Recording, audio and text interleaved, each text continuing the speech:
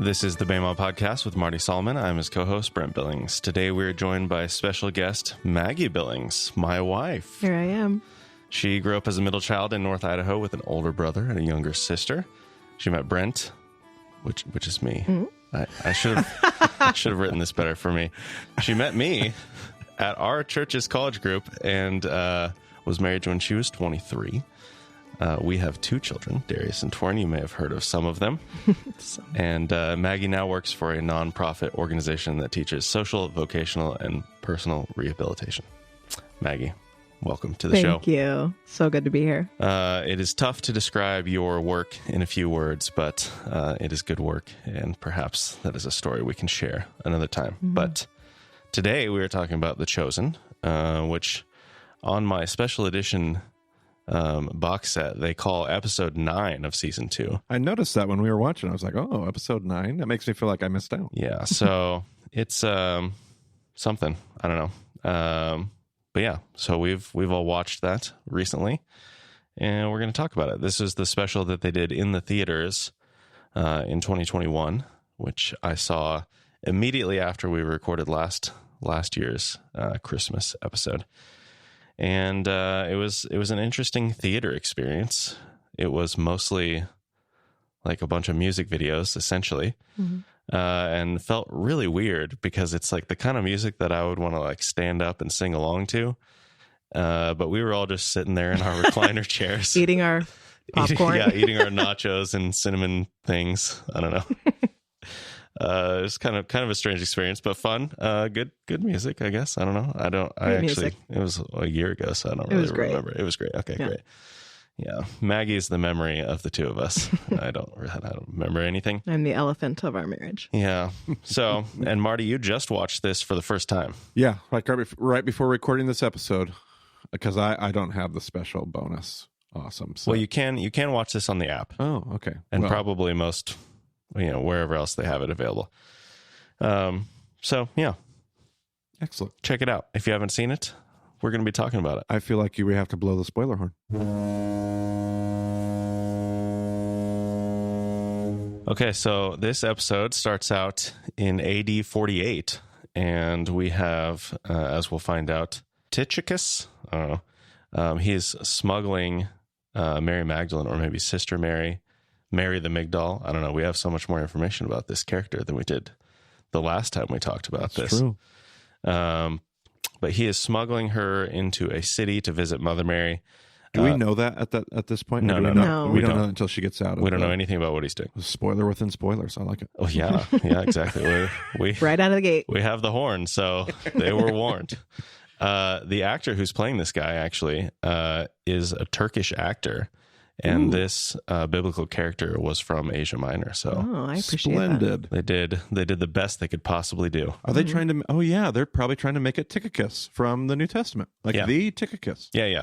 Oh. He said his name at some point, I think, in the episode. Yeah, sure. I didn't realize that. I thought they were picking a biblical name, but that's okay. Yeah. Okay, I'm having it. All right. And Dallas did acknowledge that, like, the timeline of when these things would happen is probably a little early, but they, could only effectively age the actors up so high. So they didn't, he said, these types of interactions, Luke in Rome that we see later, all that stuff, it was probably more like late 50s, early 60s in reality. But yeah, I did think about that at some point. I didn't put it in my notes, but I'm glad he mentioned that, because that's, and now, boy, that's really fun that I never even thought about the idea that could be the actual biblical New Testament too. Yeah, okay. I'm in it to win it. Let's do it. So he stops short of the city to make sure everything is kind of buttoned down, because he knows he's going to get inspected. There's a bunch of Roman soldiers parked right outside the gate. And he prays and takes a deep breath and then moves forward. No further commentary? No, I don't think so. We got nothing for you. It's coming, but not yet. So oh, we got it. It's not in this scene. So then we're back with Joseph and Mary's on a donkey, and they are walking along a road. This whole... Okay. Now I got commentary now. All right, why do we always have to have a donkey? What? Why is the donkey such a prominent sigh? They just probably didn't have a... Is it possible they had a donkey? Sure. pregnant woman? Possible. I mean, what's the alternative? That they walk Yes. the whole way? Yes. That pregnant? Yes. Like 100 miles? I mean, Oof. because a donkey is pretty. I mean, you're going to be getting rid of like your one tractor. Like a donkey is the equivalent of a tractor at home. Okay. So you're giving away like the one just to, and it's possible like with a 9-month pregnant. Yeah, I mean maybe just not in the story, but it's always in our representation of the story. I just Always. I don't know a lot of, I think, husbands of very pregnant wives who aren't over helpful. You know, maybe she could have walked that far and it would have been fine. But I feel like in my personal experience, and I would say the experiences of many pregnant women I know, usually the husband is like, no, you can't move this chair. You can't walk this, you know. And that is exactly what they're doing in this episode. Yeah. He's doing everything he can. She wants to get down from the donkey and he's like, no, you shouldn't do that. You should rest, blah, blah, blah. I feel like But what if you don't have the money to buy a donkey? Yeah, and that's the other thing is like, I don't think every family has one. I just think that culture is so used to walking. Mm-hmm. It's not the same in our culture, putting the same stress on. Like I was just thinking, my wife was recently in a weightlifting competition. That's awesome. And she was at the gym and the owner of the gym, right? Yeah, well, I believe the owner of the gym was pregnant, 9 months pregnant. She's there like in workout clothes, not like lifting weights, but you know how the doctors will typically tell you whatever your normal level of exertion, like keep that up. If they're used to walking, maybe, but I don't know. It's possible. I just love to nitpick the donkey thing. It's like Paul on the white horse. Like there's no white horse in the story.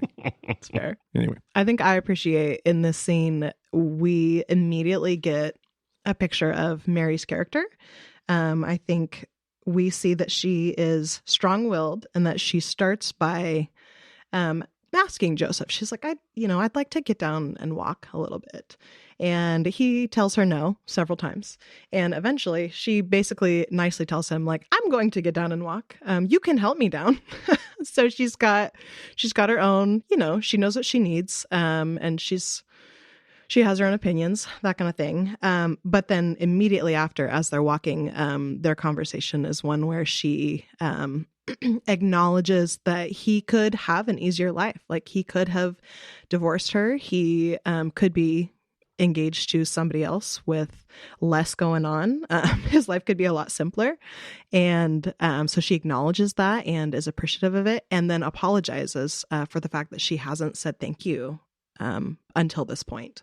So we see that she is strong-willed and also has this level of humility that I think those are both important characteristics of someone who is about to raise the Messiah. And Joseph does have a little bit of an eye roll as he's like, no, it's fine. Like God told me to do this, blah, blah, blah. And she's like, no, you could have had somebody else. And he's like, ugh, no, stop talking about it. Yeah. I don't want somebody else. I mean, it was a very brief moment, but there was, there's definitely some tension there in their relationship. I appreciated the theological humor, the modern theological humor about, I mean, I'm assuming, but there was this little interplay about choice and, of course I have choices, but then there was like this, but I don't know. I feel like I really didn't have a choice. And I feel like it was like a humorous way to do the whole modern Christian free will, open theism, determinism, like, it was just a funny way to like tongue-in-cheek kind of point at that is what I heard in that. It was pretty funny. And that conversation definitely felt like Joseph was digging himself a little bit more of a hole than he needed to. Yes. Yeah, Dallas talked about in the commentary, the challenge of that scene was they didn't want Mary to seem too naive, but they also wanted her to seem like she's in a little bit over her head in this situation. So I don't know if you guys feel like they did that well, but I feel like we see a little bit more of that later as birth is coming up. You get a better picture of like, oh yeah, she really doesn't know what she's doing here. Yeah, there's definitely a shift later where she's more confident early on and Joseph is kind of nervous. And then as things start to happen, she starts to freak out and Joseph becomes the voice of calm. I do think they continually impress me with how they handle the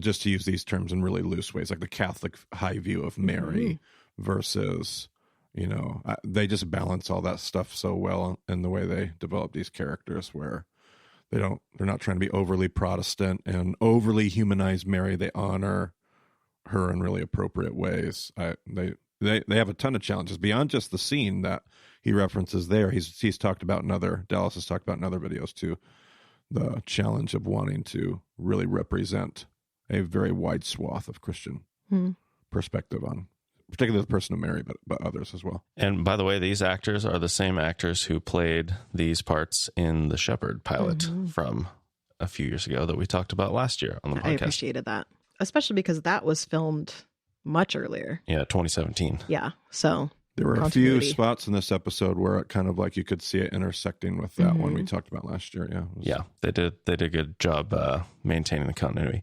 And the actor for Joseph is about 10 years older than the actress for Mary, which seems like a reasonable kind of age gap for that time period as well. So spot on.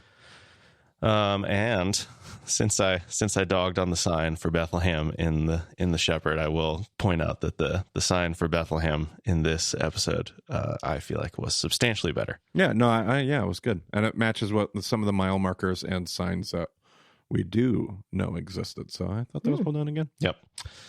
So then we hear back with the Roman soldier searching the cart without really a whole lot of care. I feel like it's late at night. He probably doesn't care that much anyway. He does ask for the papers, and Tychicus can't quite find them. And then we see this hand slide out from under the stack of stuff to give him his papers. And this was probably my least favorite line of the entire thing. The soldier goes, "Everything all right? You look a little pale." And, I feel like he did a pretty good job with his soldiering otherwise. But that one line, I was like, little cheesy for me, but, whatever. So then we're back with Joseph and Mary. They're arriving in the town, and they're talking about finding Samuel's house. And then Joseph's kind of looking around. He's like, actually, things look a little different. And maybe it's just because there's so many people. So Mary's clearly not feeling great at this point, but she's kind of trying to play it cool. Joseph is like, okay, well, I see that we need to get moving. I'm going to take you straight to the inn. Yeah, and we all know how I feel about the idea of an inn. But having said that, I think they're probably trying to manage I can't believe how much grace I give these. You can't believe these chosen folks, but they really have earned it in my mind. Like, they're trying to manage a lot of different debatable opinions about Christmas and the story. And so, I don't know how much and where we talked about. I know we do in our trips. I can't remember in the podcast how much we talked about the idea of an inn, and we have like the word kataluma and pandaxion. Luke knows how to use all those references. The story of the Good Samaritan takes him to a pandax. That's an inn. There wouldn't have been.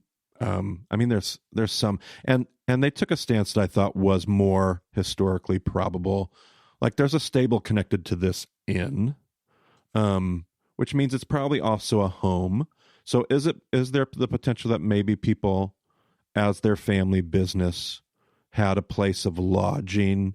That's how I kind of played it, and I thought that was okay. Luke uses the word kataluma, which is literally guest room. Same word that Luke uses when Jesus says, "Go find a man prepare the Passover in the kataluma." So it refers to a room rather than an inn. But I also understand the creative stuff. Like, I'm going to commission, probably right about the time this episode is coming out, Brent, I commissioned to work for my YouTube channel. And it was based off of Frederick Buechner's The Birth, a sermon he gave. We kind of adapted it for this dramatic representation. And it has a character of, like, the inn. So everybody's going to call me a hypocrite here when I have my own work and I have an innkeeper in my own work based off of Buechner's. But so it has its place. So now that I've vented about my opinion about an inn, I thought they actually did that because they also worked in the family shame. Mm-hmm. Like, they worked in the cultural shame. They worked in enough of, like, and again, I think we said this a year ago, I feel like when they get to the stable, it looks to me like the bottom floor-ish of a house, maybe the bottom floor of this inn that they're at or whatever. They found a really messy, beautiful middle to try to manage all of these competing paradigms about Christmas. Well, my notes are pretty sparse in session 3. I didn't really start keeping good track of stuff until later. But I can tell you that we did talk about the idea of an insula in episode 80 on the Pharisees and episode 102, which is the Son of Man episode. That's an insula. That's where we talked about it. Yeah, rather than the concept of an inn. And I don't know. I didn't have notes on those episodes. So I know we talked about the sheepfold in different places, and in one of those conversations we talked about the inn, but I can't remember if we did the whole Christmas Pandoxion Cataluma connection or not. Yeah, so I don't know. One of our listeners will have to let us know. We talked about it in episode blank or it's difficult to sort out all this stuff in my head as to what happened on a trip, what happened in a class, what happened on the podcast. You're telling me. The lines are fuzzy. Yeah. So we do have we have Tychicus arriving at the house, and he meets Lazarus, a character named Lazarus, who I believe is the one raised from the dead. I believe that's what I'm getting at. That was my impression, but I'm not totally sure. It seems like a very specific name to choose if that's not what you're trying to do. Huh. I mean, not that it was that uncommon of a name, I don't think, but okay. But they do a little dance of different phrases and symbols that they draw in the dirt to verify each other's identities and authenticities and whatever. The ichthus. Yeah. We talked about that in our trip. I was taught that that's historically credible. There's some historical credibility to that. Yeah, this was actually where Dallas brought it up, that kind of underground church stuff probably was not happening until a little bit later than they're portraying it. I actually think that's where I thought about the dating of some of this stuff. Yeah. Man, where is the persecution driving this? But that's great. He gave word to that. That's awesome. So then we're back with Joseph again. He's looking for a place for Mary. He has the line about bowl droppings, which was apparently ad-libbed. it's very subtle. I didn't catch it the first time I watched it. Yeah, but it's a little bit in the background. recently I was He's like, off in the okay, distance. The camera's back by Mary. He's talking to, somebody. Pretty great line. So this is bull dropping here. I don't like this, okay? And then we have the camera framing Mary as she begins to pray. She's praying Psalm 63, I believe. And then she appears to start to have some more contractions. I don't know for sure if she was earlier. This was the first time that I got the impression that she felt a little bit of pressure. Pressure. But then Joseph comes back and he's like, look, everything's full. The census is going on. There's nothing. We can still try to find, what was it? Samuel's house. I think it was supposed to be a cousin or something. And she's like, no, we don't have time. Mary's trying to put on a brave face, but ultimately, she's like, look, we can't keep looking for a place. This is happening very soon. I appreciated how they portray her as a woman of the text. Mm-hmm. Throughout everything but this episode, they have her quoting that psalm you reference. I think it comes out in the Magnificat, which is going to play a big part in this episode, and I may reference probably more towards the end, but I mean, what she does with the Magnificat shows that she's a person of the text. So to have her even reciting psalms unrelated to the Magnificat just reinforces this idea like she has the words of God on her lips. And in those days, we know that women were very, very well trained with the Psalms. Like they knew the Psalms maybe better than anything else. And yet the Magnificat will show us that Mary knows well beyond just the Psalms. Like she's a woman that's in the text. So I like that part of her character. Well, and in this episode, in that flash forward portion, Mary is portrayed as being sick and not on her deathbed necessarily, but it's Sister Mary. She's like, oh, I heard you're sick. I had to come right away. So I do wonder, and, as they're crossing between the scenes, she's reciting Psalm 63 there as well. And so they didn't say this, but I wonder if they're trying to say that Psalm 63 is her life psalm. Oh, yeah. Which obviously we don't know that, but sure. Very interesting. Okay. Never thought of that. So Mary does say to Sister Mary, she's like, hey, I have something I want to share with you. But first, how are the disciples doing? And Sister Mary kind of hesitates, but she reluctantly shares like, yeah, we've had some really good things happen, but also it's getting really, really tough out there sometimes. I think they've lost a couple of people at this point. But she says, they're also feeling emboldened to continue with their work. So it's tough times. I think I appreciate how they bring that in there because I often, when I go back and read the book of Acts, it's this story after story of miracles and look at how faithful and the church is growing. And I think reading it backwards, it's easy to read the stuff and glorify it. And yes, there's persecution and people are dying, but look at the numbers that are growing. And I think for them at that time, like it was probably a lot heavier than the way we think of it. And I just think Mary's tone as she's, giving a little bit of an update to Mother Mary is appropriate.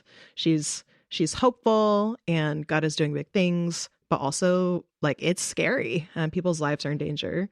And she mentions that she misses Jesus. And I think that's really valid. Like that's something that gets skipped over. I think as Christians, we go, oh, but Jesus said it's better because he's gonna send the Spirit, and it is better. But also, I think there's still hard. Yeah, it's still hard. Yeah, that's good.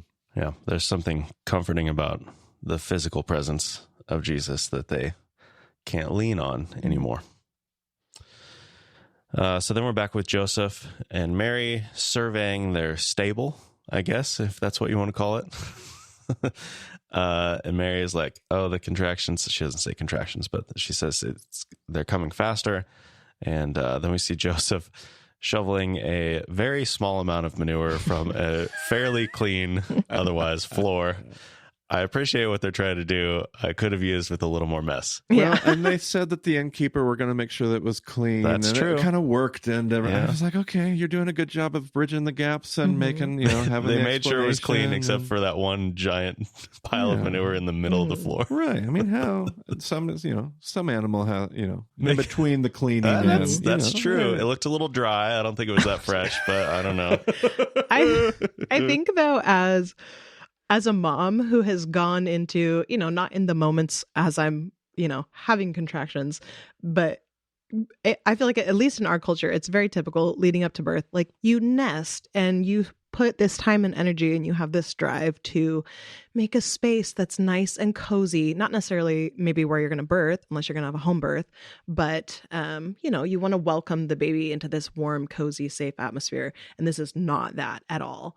So I think I appreciate just the contrast there of like, for moms who are watching the episode, this is the opposite of the kind of situation that you want to be in when you are about to give birth. Yes. And that the shoveling of the manure is what I would say is the beginning of like a nesting montage where they're, putting things together as best as they can on a short schedule and limited resources. There's a goat who's bothering Mary as she's trying to make Jesus's bed, which I loved. I'm sure that's not really, you can't really plan for what a goat's going to do, but I appreciate that they captured that and kept it in. Use it. Yeah. So then this is where Mary begins reciting the Magnificat from Luke 1, and Joseph is like, "Whoa, what are you saying there? Tell me about that. I'd like to hear it." She kind of brushes him off at that moment. And then all of a sudden this bright light appears outside and Joseph gets distracted. Dallas pointed out that the colors that they show in this episode match the colors that they used in The Shepherd. While Joseph is, something like that. While Joseph is away looking at the lights, Mary's water breaks, and then Mary, at this point, starts to freak out. She's like, we got to go get some help. You got to go find somebody. And Joseph's like, no, I've got it. We can do this. And there were some culturally appropriate comments too. I think she says something in passing, like, I don't want you to see me like this.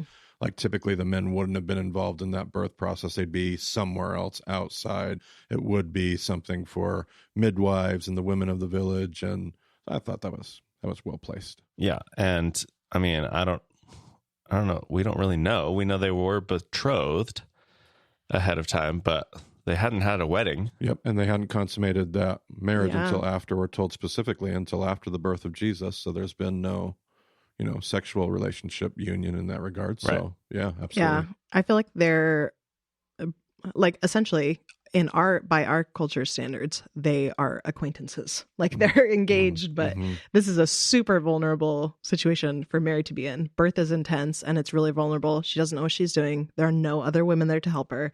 And she has her husband or fiance, but they like, okay, you're going to deliver my child now? Like, that's a huge deal. Very vulnerable. Yeah. Like legally, Joseph would be her husband. Mhm. Like they haven't like completed all of the rituals of marriage, but like the conversation was, should he divorce her? It's like, well, what do you mean divorce? They haven't actually gotten, but to them they would be. Yeah, once you have a betrothal, you now have a covenant, and okay.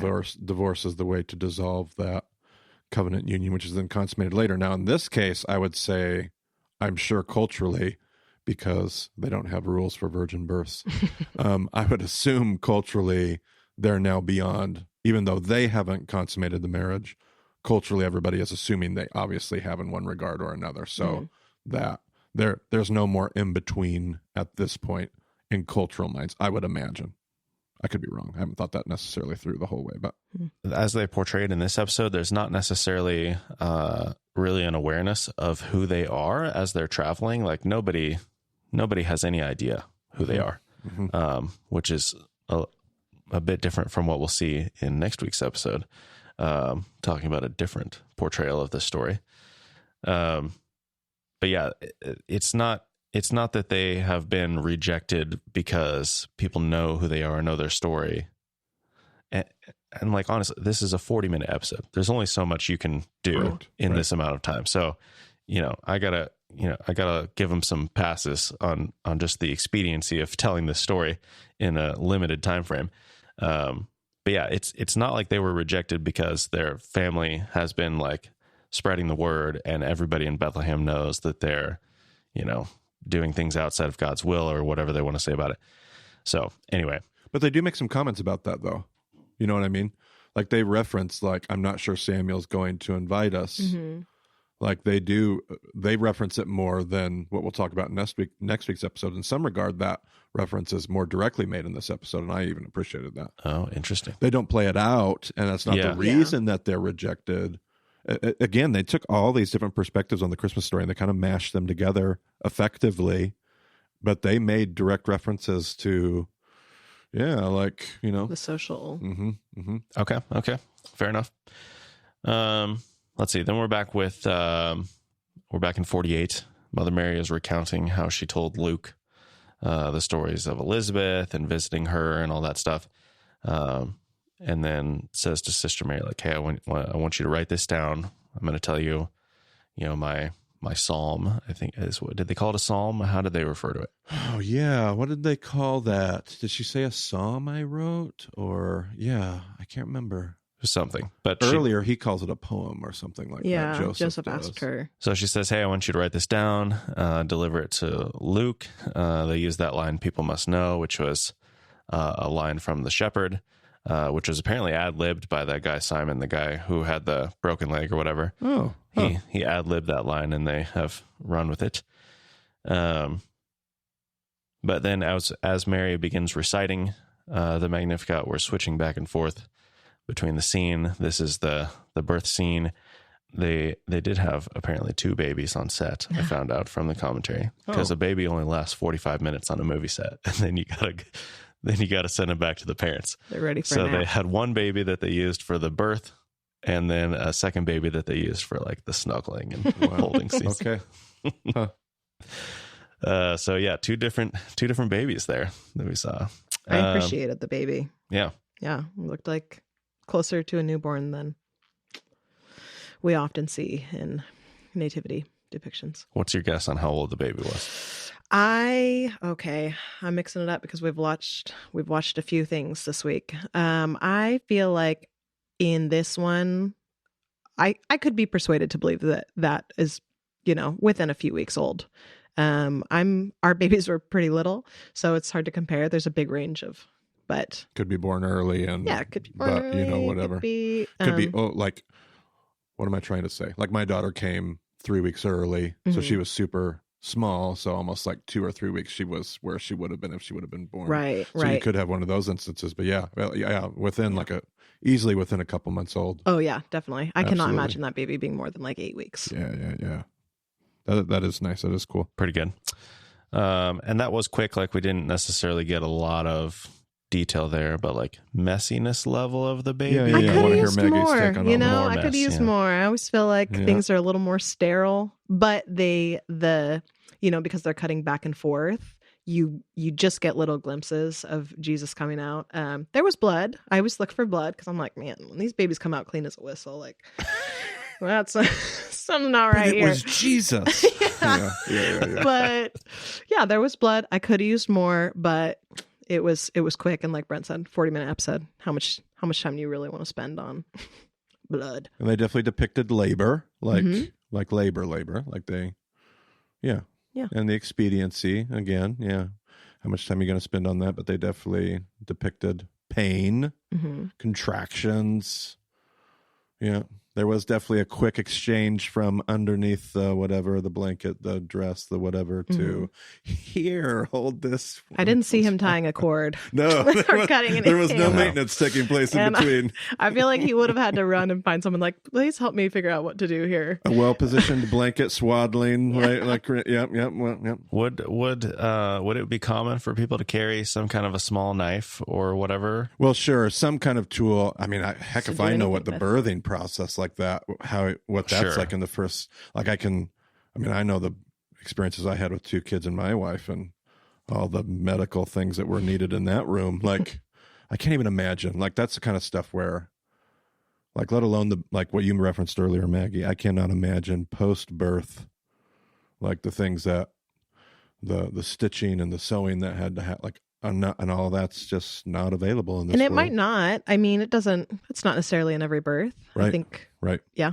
But to not even have the option. The reality back then is that there was basically a 1 in 4 chance that both the mom and the child were going to survive the birth. It was scary. So, yeah. So then we kind of have the quiet moment after, the intensity of the Magnificat and the birth, and then Joseph sitting there and he's like, hey, are you still in pain? I love this moment so much.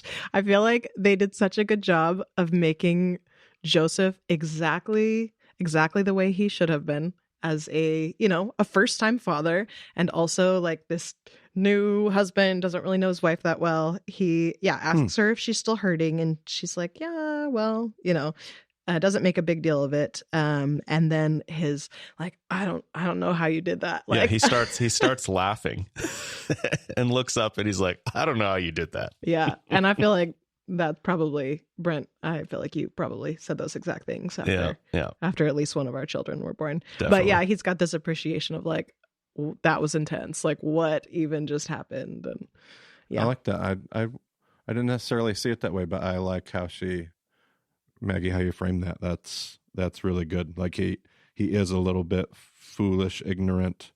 First, I didn't think about that, but yeah, like exactly what you'd expect a first-time dad.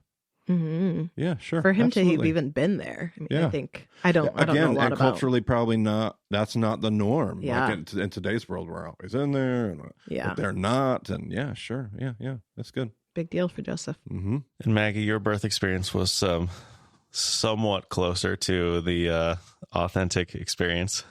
I mean, obviously we were in a hospital, but no epidural for you. No, nothing. Yeah. Just which is how I wanted to do it. I shall clarify. Yeah. But that was. But you have an idea of what Mary was feeling. It was intense. Yeah. It was intense. But I think I appreciate when he asks, are you still in pain? And she's like, yeah, but there's, for me, and I can't speak for everyone's birth, it's once the baby's out, and the placenta's out, you're done pushing stuff out.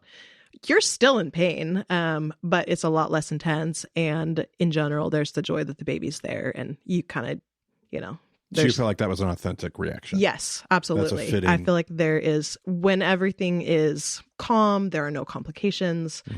Ideally, like it's expected that you have this moment of calm after the birth, where you just kind of get to breathe and soak it in. And there's a balance between the pain and the joy. Absolutely.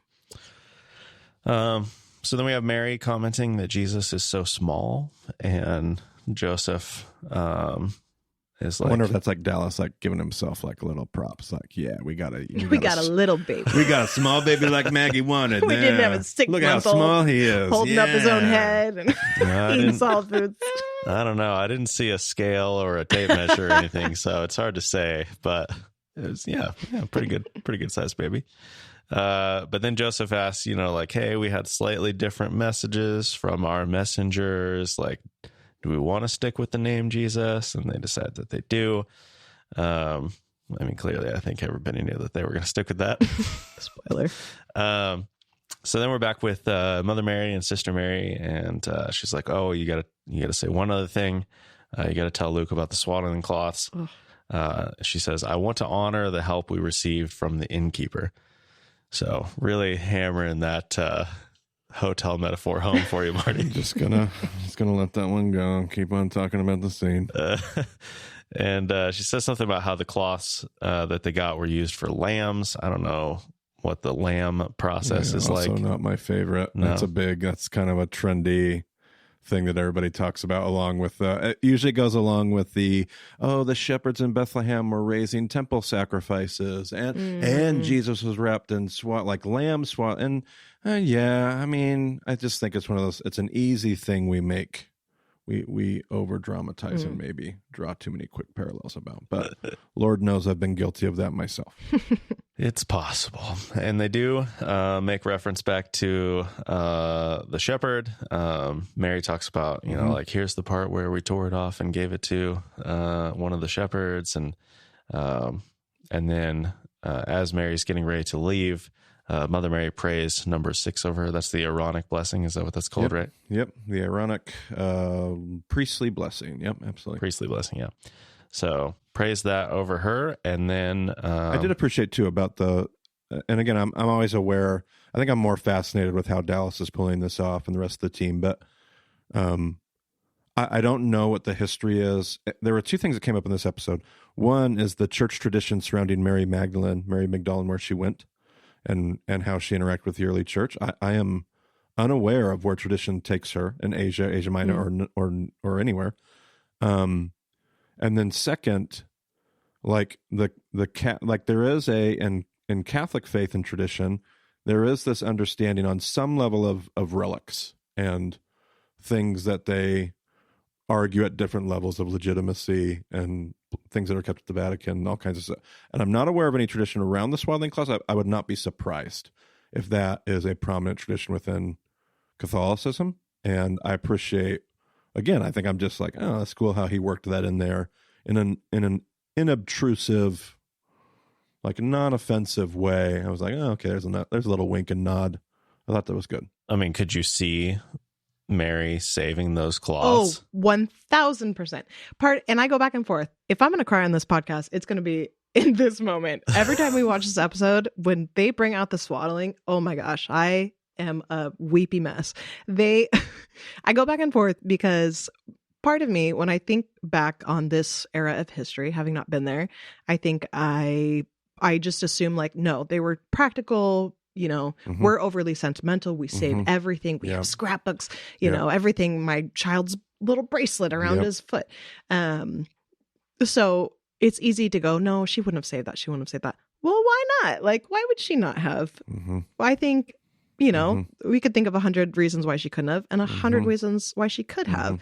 I think human nature, and as a mom, we want to cherish these things. And you have these, we have these verses, Mary treasured all these things in her heart. So she had some sentimentality. We know that. And whether it's likely or not, I appreciated that they put it in there because it made it more relatable as a mom, and to remember that Jesus was a baby and Mary was his mom. Jesus was her baby. And she saved his swaddles. Like, I've got my baby's swaddles. Like most women I know who had hospital births, they have, and even if you didn't, you've saved their little shoes. Like, we want to treasure these little things because we know that it's so short. And especially for Mary, she knows, like, this is also my savior. Like, this is not going to last. So for her to keep this, little memento of his birth, of course, I loved that so much. A seized opportunity, done well, to do a lot of things all in the same moment, accomplishing a lot with that little part of the scene. And it is just one item. It's not like they went overboard and they're like, oh, She's and in a whole here's box. here's Here's a whole room full of a museum. we stole the manger from the stable, and His here's, baby teeth and his first haircut. here's the stick that he chewed on our way to Egypt, and That belongs in a museum. so it was a good appropriate amount of like speculation and I think informed speculation. And I love how it was one more thing where they elevated the character of Mary. Again, they're unobnoxiously finding ways to give Mary Magdalene a very prominent role. She can read and write. Like, they've really given her a spot to play within the apostles in the early church, and it was just one more way that they, the historical likelihood or plausibility, I don't know, but it continues to put her in that place as a character, and it's good. I like it. So then episode closes out with Sister Mary arriving in Rome, and we see Luke, and he's got some good digs. Kind of place I guess you would expect for a doctor to have. Sure. And he's working on his stories, and he's like, I already finished my stuff on Mary. You got something else for me? And we have that slow moment, and she breaks into a little bit of a smile, and like, yeah, I got something good. Buckle up, Luke. Yeah.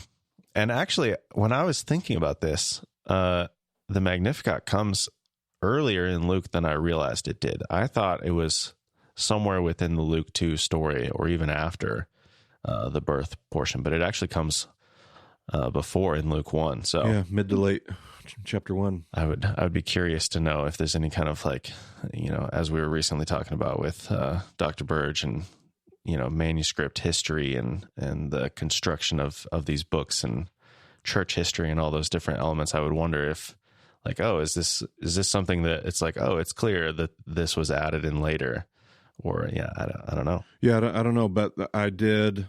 There's the one line that I appreciated and also grimaced at the same time when she says it's like Hannah's song, only more beautiful, and I was like, the last part of that sentence was unnecessary, but yes. Yeah. But even beyond that, she's directly quoting Hannah's song, but every line of that Magnificat can easily be argued comes lifted right out of different psalms, different texts, different prayers from women, different stories about women. Like, she is a woman, that Magnificat is just unbelievably textually intentional. And so I appreciated that awareness where they're like, it's like Hannah's song. Yeah, she's actually quoting Hannah's song and about 10 other songs when she writes that and creates that. And Mary must have been, we've tossed around, I think even this last year when we were in Israel, and Megan, we had a guest in session 3, Megan, one of my disciples, and we've talked before about, was Mary potentially a zealot and Joseph potentially a Herodian? And again, I think we toyed with that on a past podcast, I think even in the John series, but I love this image of Mary being this fierce, committed person of the text, coming with the tradition, coming with some fire. And like you pointed out in the earlier scene, like, she's strong-willed, she's bold, she's got something to say, she knows her Bible. Like, I love that. I just love it. All right. Well, that does it for this episode. We are coming back next week to talk about Marty's favorite Christmas movie. Absolutely. Is that an important qualification, favorite Christmas movie? Or is it your favorite Christmas portrayal overall? Right, because... And maybe we save that for you to say in the next episode. I think it's all the above. All of the above. I think so. Unless there's something I'm missing, maybe you'll have to. Not a Muppet Christmas Carol. Well, now, yeah, we're widening it out to just the theme of Christmas. I may have to think about that before next week's episode. Yeah.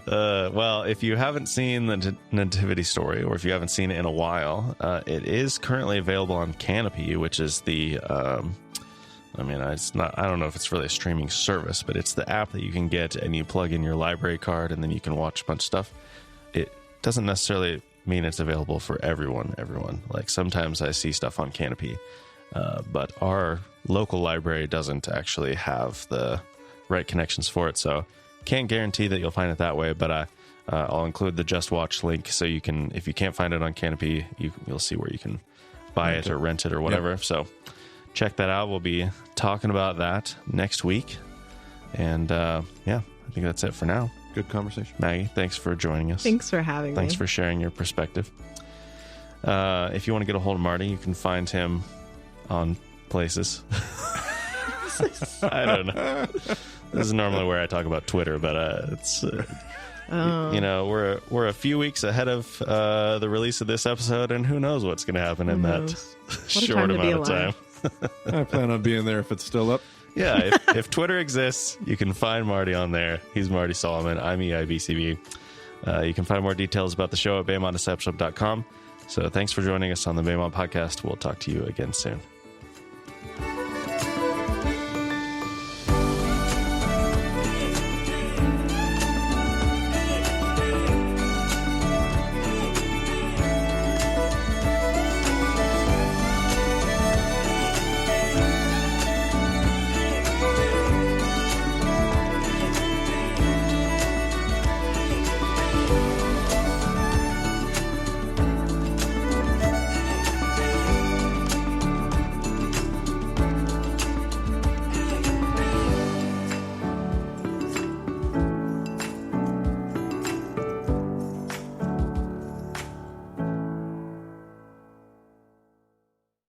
I think I actually forgot to mention at the start of this episode that we are all in person, the three of us in a single room. You may have heard that, actually, probably by the audio quality. Marty especially sounds quite a bit different. He's on a totally different setup than normal. I'm more or less in the same spot, but I don't have my sound dampening stuff in the same places, so I'm probably a little bit different.